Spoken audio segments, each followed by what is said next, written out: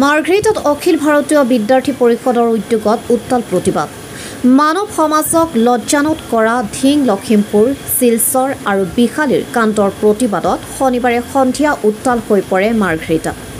অখিল ভাৰতীয় বিদ্যাৰ্থী পৰিষদৰ মাৰ্ঘেৰিটা শাখাৰ ধৰ্ণা প্ৰতিবাদত উত্তাল হৈ পৰে মাৰ্ঘেৰিটাৰ ৩১৫ নং ৰাষ্ট্ৰীয় ঘাইপথ। হাতে হাতে প্লে কাৰ্ড লৈ প্ৰতিবাদকাৰীসকলে মাৰ্ঘেৰিটা চেগুনবাৰী তিনিআলিৰ পৰা মাৰ্ঘেৰিটা নগৰৰ টাউন হাইস্কুল এতিয়া আপোনাৰ চহৰ মাৰ্ঘেৰিটাত ESO অটোমোটিভৰ ইলেক্ট্ৰনিক বাহন। মাৰ্ঘেৰিটাৰ হনুমান মটৰ্ছত ২চকীয়া আৰু ৩চকীয়া ইলেক্ট্ৰনিক বাহনৰ কেইবাটাও মডেল উপলব্ধ। যিকোনো বাহনত সহজ ফাইনেন্সৰ ব্যৱস্থা। আজি ক্ৰয় কৰক আপোনাৰ মন পচন্দৰ ইলেক্ট্ৰনিক বাহনখন। আমাৰ যোগাযোগ নম্বৰ হৈছে 7002089176। নাম্বাৰটো আকৌ কৈছো 7002089176। লৈকে প্ৰতিবাদী সমদল বাহিৰ কৰে। প্ৰতিবাদী কাৰ্যসূচীত বহুসংখ্যক ছাত্ৰ কৰ্মীৰ লগতে স্থানীয় ৰাইজ হাতে হাতে প্লে কাৰ্ড লৈ মৌলবাদী জেহাদীৰ বিৰুদ্ধে বিভিন্ন শ্লোগানেৰে উত্তাল কৰি তোলে মাৰ্ঘেৰিটাৰ আকাশ বতাহ।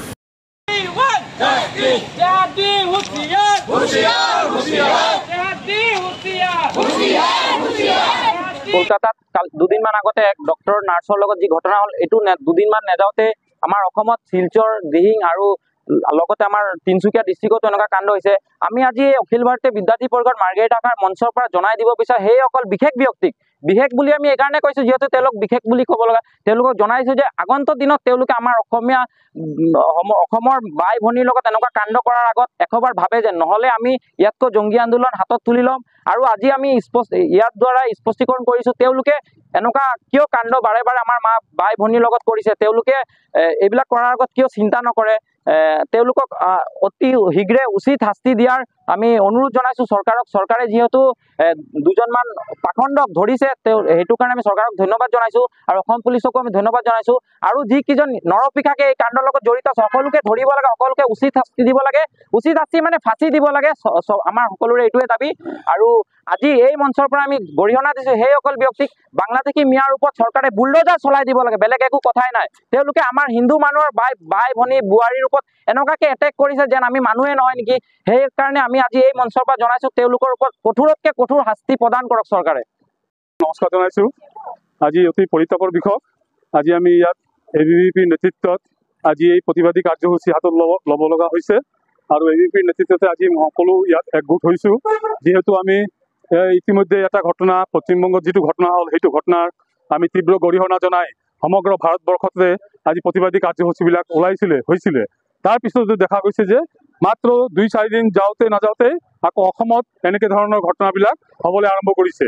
এতিয়ালৈকে অসমত কেইবাটাও, মই আজি এটা নিউজ চাই আছিলোঁ, নিউজত গম পালোঁ যে এই 2-3 মাহৰ ভিতৰত কমচে কম 23টা ঘটনা অসমত এনেকৈ ধৰণে নাৰী নিৰ্যাতন, নাৰী বলাৎকাৰ, দলবদ্ধ ধৰ্ষণ কাণ্ডবিলাক অসমত হৈছে আৰু দলবদ্ধ ধৰ্ষণ কৰি হত্যা কৰিছে।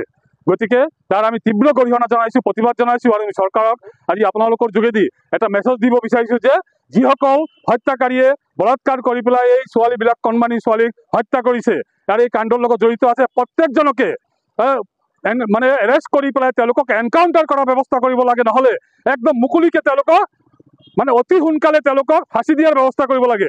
এইটো বিচাৰ পদ্ধতিত মানে দীঘলীয়া প্ৰচেছত যাব নালাগে, কাৰণ ৰাইজ যেতিয়ালৈকে ভয় নাপাব তেতিয়ালৈকে এইবিলাক কামত জড়িত হৈ থাকিব। কাৰণ যেতিয়াই কোৰ্টত যায়, জেলত যায়, তেতিয়া কি হয় তেওঁলোকে ৰেহাই পাই যায়। কাৰণ আমি ইয়াত ৰেখাপানীত এটা ঘটনা দেখিছিলোঁ, থুকিং তীখাগড় মাৰ্ঘেৰিটা কলেজতে পঢ়ি থকা এজনী ছোৱালীক 3জন বাংলাদেশী মিয়াই ধৰ্ষণ কৰি পেলাই সেই ছোৱালীজনীক হত্যা কৰিছিলে একদম ঘৰৰ ওচৰতে। সেইটো আজিলৈকে সেইকেইটাক কৰায়ত্ব কৰা হ'ল, এৰেষ্ট কৰা হ'ল, জেলত পঠোৱাৰ পিছত আজিলৈকে আমি এই 10 বছৰ 12 বছৰত এইবিলাকৰ কি শাস্তি হ'ল আমি ৰাইজে একো গমেই নাপালোঁ। ৰাইজ যেতিয়ালৈকে গম নাপায়, ৰাইজ গম পোৱাকৈ শাস্তিবিলাক হ'ব লাগে। ৰাইজে যেতিয়া জানিব যে এনেকৈ বলাৎকাৰ কাণ্ড কৰিলে এনকাউণ্টাৰ হয় অথবা ফাঁচি হয়, তেতিয়াহে ৰাইজে ভয় পাব, এইবিলাক কামৰ পৰা বিৰত থাকিব।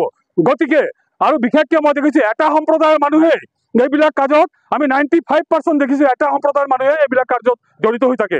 গতিকে সেই সম্প্ৰদায়ৰ মানুহবিলাক কোন হয় আপোনালোকে সকলোৱে জানে আৰু সেইবিলাকক একদম মনতিপলমে কঠোৰতকৈ কঠোৰ শাস্তি দিব লাগে বুলি আজি আমি ইয়াত সকলো একমত হৈছোঁ। আৰু সকলো মানুহৰ মুখত আমি এটা কথা শুনি পাইছোঁ যে এনকাউণ্টাৰ কৰিব লাগে, নহ'লে আৰু মুকলিভাৱে তেওঁলোকক ফাঁচি দিব লাগে।